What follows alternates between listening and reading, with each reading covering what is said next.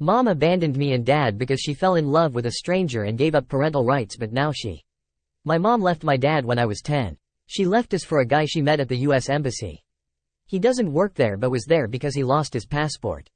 I visited her at first, but then she cut contact with us after getting pregnant with my half-brother. She didn't visit or have me visit for over 4 years, never called me, and never answered any of my calls. Then she came back 2 months ago, saying she thought her new son with her new husband could make her forget about me, but she still couldn't. She begged Dad to tell me to visit her since Dad got her parental rights terminated for abandonment. Dad told me I didn't have to if I didn't want to, but also said to think about it carefully. So I said all right, I'll give it a try. He dropped me off, agreeing with my mother that he'd pick me up in 4 hours. I brought a book with me just in case I got bored. When my mother's husband saw it, he said, "You must be reading a book meant for a 10-year-old. Then he drank coffee. I didn't even think about my words before saying, "Yeah, my English isn't as good as my first language." As I remember, you only speak one language, yes? He choked on the coffee and sputtered. His son, nearly an adult from his previous marriage, actually laughed at his ridiculous expression. My mother was not so amused, though. After wiping away the mess, she yelled at me for disrespecting an adult and embarrassing him. Am I the idiot? Not the idiot. Great job defending yourself. Hope you told your dad what happened and go no contact with your mom. She's not worth your time, screaming at you the first time you're in her presence after years of being absent. Nope, your mother is a disgusting individual for doing what she did to you and your family and watching her affair husband abuse you. I would have immediately left after this comment. That's how he greets you? Nah, he and your mom can pound sand. Boy, if his son laughed, guaranteed the dad's an idiot. His remark was exceedingly rude, and you called him out for it gracefully. You would have been justified if you had spewed insults. You didn't. You asked him a polite question. The fact that this question showed the stupidity of his remark is not your fault. If he looked like an idiot, it was because he was an idiot. Don't ever go back. She's not interested in having a son. She's interested in having a purse dog, something to show off to her friends and make her feel good when she wants to. I'm hoping that this is your first and last visit to that household. Definitely the last one. I told my dad an hour ago that I won't be going back there again and that I want no more contact with her. The near adult is mom's husband's son from his previous marriage, not my mother's. As for the kid my mother gave birth to, I don't have a relationship with him, and he's not involved since he was in his room when this happened. Thank you for your support. So, this is causing a lot of family drama. Background. My partner and I live in Boston, and the wedding of their siblings we are attending is in the Montreal area. The ceremony and reception are an hour apart by car. We're arriving with our young toddler daughter, the flower girl, the day before. The provided shuttle leaves the hotel, where the reception is, right at nap time, and the ceremony starts at the end of nap time. The hotel does not serve lunch until the shuttle is scheduled to leave, and no other restaurants are nearby. So, we suggested going in the morning to the area where the ceremony will be held so we can get lunch at a nearby restaurant. More options than the reception area, and places that are open and serving earlier. We could have our daughter sleep in the stroller after lunch and meet everyone at the town hall for the ceremony, i.e., skip the shuttle to the ceremony. We will take the shuttle back to the hotel and reception with everyone. My partner's parents shot this idea down. They're insisting we go on the shuttle with everyone to the ceremony. There's no food, served between 12 p.m. and 7 p.m. It's essential we get our daughter a good lunch before the ceremony so she doesn't have a complete meltdown. Without a nap and food, we will, of course, have some snacks on hand for in between, but we will not be able to provide her a proper meal most of the day. I'm also 7 months pregnant and eat throughout the day to ease my intense heartburn, so I'll already be struggling with hunger and nausea for these 7 hours. Though I could manage, the toddler will not. Am I the idiot if we went ahead and did our plan of meeting at the ceremony and skipping the shuttle one way to have lunch and our toddler nap despite my in-laws' objection to this idea? They're insisting we go on the shuttle with everyone both ways. My partner's fully on my side, or rather, this was the compromise or solution I came up with to ease the tension between my partner and their parents on this topic, as my partner wanted to not go at all after the fight with the parents. We're the only guests coming from so far. Not the idiot. I have no idea why your choice of transportation, which makes more sense for all three of you, especially your child and you, makes any difference to anyone other than giving them a sense of power. Tell them 2 choices. Shuttle equals a screaming, tired, hungry child during the wedding. Your way equals a happy, rested child during the wedding. I bet everyone else knows which the bridal pair would prefer. I agree, in your shoes, I'd be saying it's either we do it this way, or you get another flower girl or be prepared for the ceremony to be ruined by tired and hangry screaming. Your child's needs and your pregnancy needs come before anything else. Do it, don't worry about anyone else, and I can't imagine getting a stroller on the shuttle. Lol. OMG, this is such a weird hill for your in-laws to die on, let alone what a massive inconvenience for all the guests to have to travel 2 hours going back and forth. Go early, don't take the shuttle, and don't give a second thought to your in-laws. They seem to be very controlling. I, 27, female, have a half-sister, 25. We share the same mom, but she cheated on my dad while they were married, and my half-sister is the result of that. Mom ended up marrying her dad after the affair was revealed and DNA was established. Apparently, he wouldn't have married mom if my half-sister wouldn't have been his. My parents shared custody of me until I was about to turn 8, literally 2 weeks before my birthday, and then my dad passed away in an accident. I was at school, and it was his parenting time with me, so I saw him that day. It destroyed me. I ended up living with my mom, obviously. I always knew about the tensions between my parents. My dad and my mom's husband always knew about the affair because my aunt, mom's sister, was very open about it, and she would use every opportunity to call my mom and her husband out. My mom's still married to my half-sister's dad. He tried to be a dad to me. I do think he loves me. He claims me as his other daughter, all that stuff, but I still see him as not my dad and as the person who slept with my mom and got her pregnant while she was married to my dad. He does not get the fatherly role in my life now. Whenever I see him and my mom, I'm civil, but we're not that close. My relationship with my half-sister isn't that close either, but I know none of this is her fault, so I try to have a sibling relationship with her. After I got engaged, she told me she couldn't wait to see our dad walk me down the aisle. That's when I told her it would never happen. When she said it should because he's been there longer than my dad ever was, I told her it didn't matter to me because I would never be walked down the aisle by mom's affair partner. She told me that was 26 years ago, and I said, yeah, it was, and I don't remember it happening, but he does not get rewarded, and I'm not disrespecting my dad's memory like that. She told me I shouldn't be acting like this and asked what I think of her when I hate her parents, especially her dad, that much. She told me I should appreciate him more for trying to be a good dad to me, and I always rejected him and treated him like CRP. Am I the idiot? Edit. I have not told them that they won't be invited, but I really have nothing to do with them now, so I expect they'll figure it out. My mom is the person who told me that my dad was a bad person because he wouldn't have stayed with her if he was the biological father of my half-sister. She praised her husband for marrying her when he found out but thought my dad was terrible for making it clear that they'd get divorced whether he was raising 1 kid or 2. She tried to cheer me up when dad died by suggesting her husband meant that I wasn't going to miss out on having a dad. She also called her husband my dad, and when I corrected her, she would get really annoyed with me. Then she said my dad was CRP for DNA testing me after he found out about the affair, which to me makes perfect sense.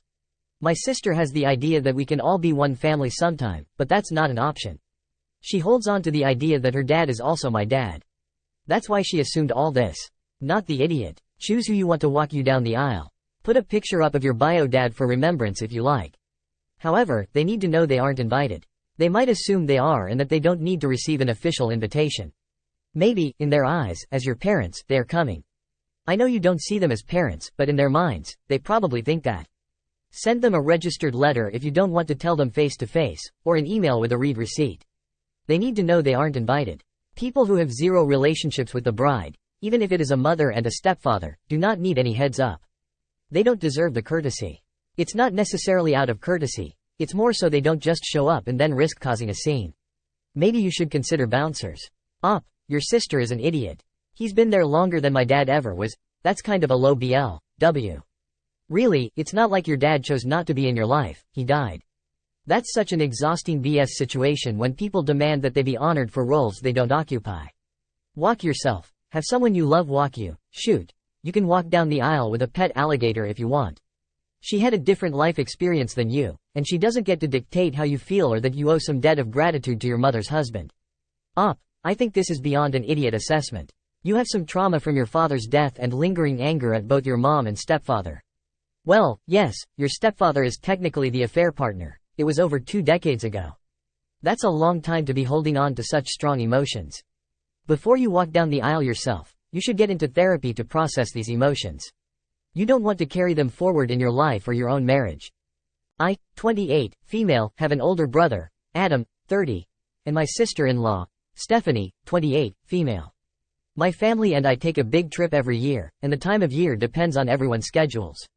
This year, we collectively agreed for the 2nd week in December. Those going on the trip include my husband, Justin, 33, and I, our twin toddlers, my parents, and my brother, sister-in-law, and their toddler. My mom always makes travel arrangements to ensure everyone's on the same flight, kids sit with parents, hotels are the same, etc. Everyone's on their own for getting to and from the airport at home, but my mom makes car arrangements from the destination airport to the hotel and hotel to the airport when leaving. While my mom makes the arrangements, my husband and I always Zelle or Venmo my mom for our portion of the flights and hotels. My brother and sister-in-law do the same thing. This year, everyone agreed to Disney World in Orlando. My mom, as usual, made all the reservations and whatnot. About 2 months ago, my husband and I paid my mom our portion about a week after the reservations were made. Last night, Adam texted my husband asking if we had paid my parents yet. He said we had a while back. Adam then asked Justin if we could pay for his family's portion of the trip. I'm not sure if everyone's been to Disney, but it's costly these days. Justin told him we couldn't swing it with our budget at the time.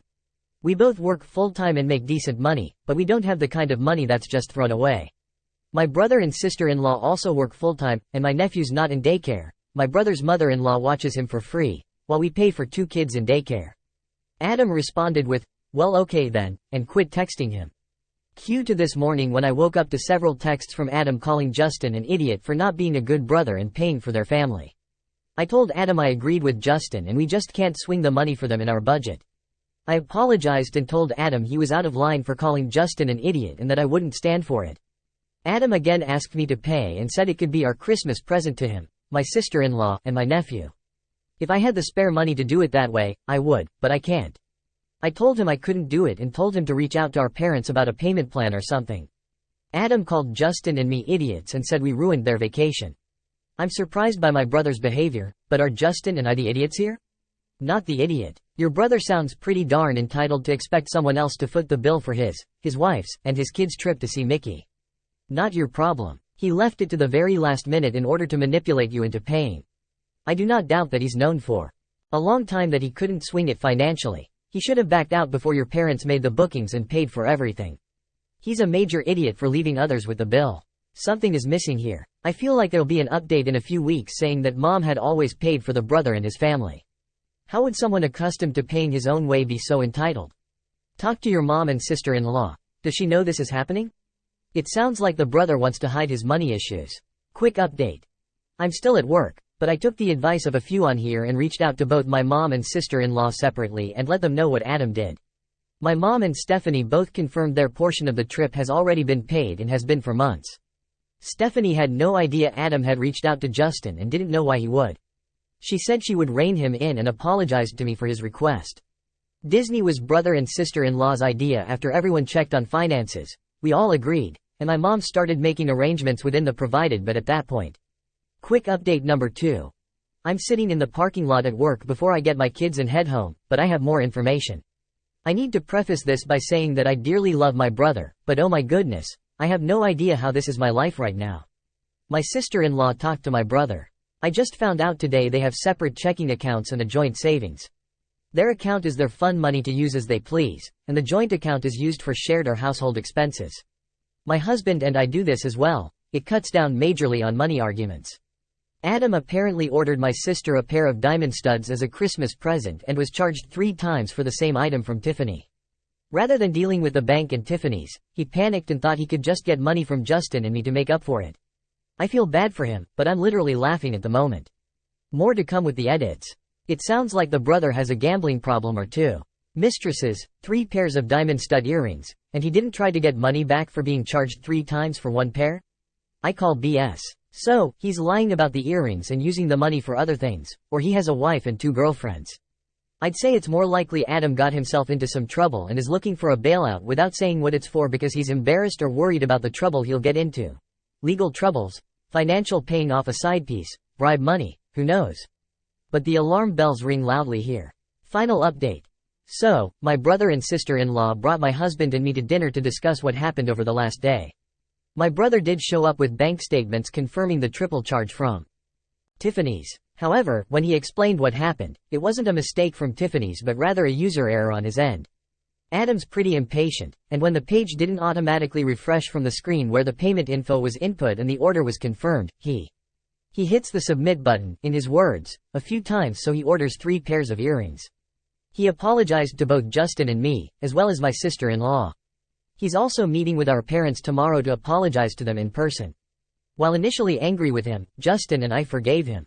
Don't think for 1 second, though, that this will not be brought up every time he makes fun of me for the time I tried getting out of his truck with my seatbelt still on. Lol. My brother has since called Tiffany's to cancel the 2 erroneously purchased pairs of earrings. I'm sad for my sister-in-law that it's no longer a surprise, and I told my brother to ask for help rather than make up some BS if he manages to do this again. He said he went to Justin first, thinking he would be less likely to make fun of him than I. Totally right. He couldn't bring himself to own his mistake out of embarrassment, which I get, but I told him to just be honest and not hostile. All that said, I only have a bit longer in the day to cuddle my babies, so I'll be doing that. Enjoy your weekend, people. I know I will.